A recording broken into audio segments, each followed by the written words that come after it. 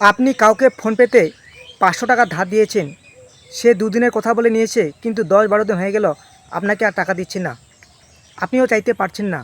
ফোনপেতে শুধু একটি সেটিং করুন, আপনাকে আর টাকা চাইতে হবে না, সে নিজের মন থেকে আপনাকে টাকা দিয়ে দেবে।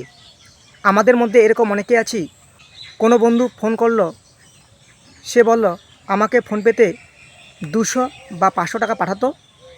আমরা পাঠিয়েও দিই, কিন্তু পাঠানোর পর সে ভুলে যায়, আমরাও ভুলে যাই। ফোনপেতে শুধুমাত্র একটি ছোট্ট সেটিং করুন, আপনাকে আর টাকা চাইতে হবে না, সে নিজের মন থেকে আপনাকে টাকা দিয়ে দেবে। এই সেটিংটি কীভাবে করবেন আজকের এই ভিডিওতে আমি দেখিয়ে দেবো, তাই ভিডিওটি অত্যন্ত গুরুত্বপূর্ণ হতে চলেছে। আপনার এই ইউটিউব চ্যানেলটিকে সাবস্ক্রাইব করে দেবেন, কারণ আমি যখন কোনো ইন্টারেস্টিং টিউটোরিয়াল ভিডিও আপলোড করব, নোটিফিকেশনের মাধ্যমে আপনাদের কাছে পৌঁছে যাবে। আপনারা প্রথমে মোবাইলের ফোনপে অ্যাপটি ওপেন করবেন।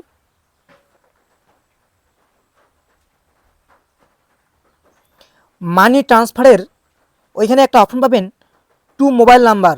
এই টু মোবাইল নাম্বারের উপরে ক্লিক করে দেবেন। আপনি যার কাছে টাকা পান তার নামটি এখান থেকে খুঁজে নেবেন। আমি একটি নাম সার্চ করে নিচ্ছি, আর নামটি যদি খুঁজে না পান তাহলে সার্চ করে নেবেন।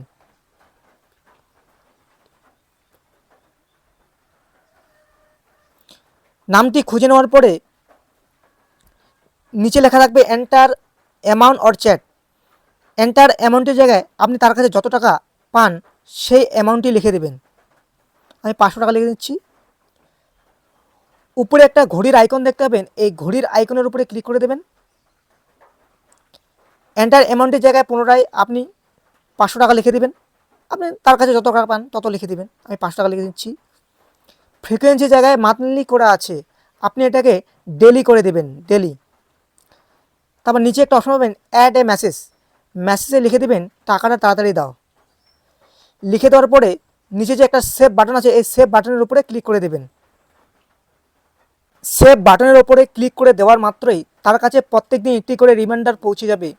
সে কিন্তু বিরক্ত হয়ে আপনাকে টাকা দিয়ে দেবে। এইভাবে আপনি কারো কাছ থেকে খুব সহজেই টাকা নিতে পারবেন। ভিডিওটি ভালো লাগলে লাইক করবেন, কমেন্ট করবেন, আর এই রকম ইন্টারেস্টিং ভিডিও পেতে আপনি চ্যানেলটিকে সাবস্ক্রাইব করে দেবেন। ভিডিওটি দেখার জন্য আপনাকে অসংখ্য ধন্যবাদ।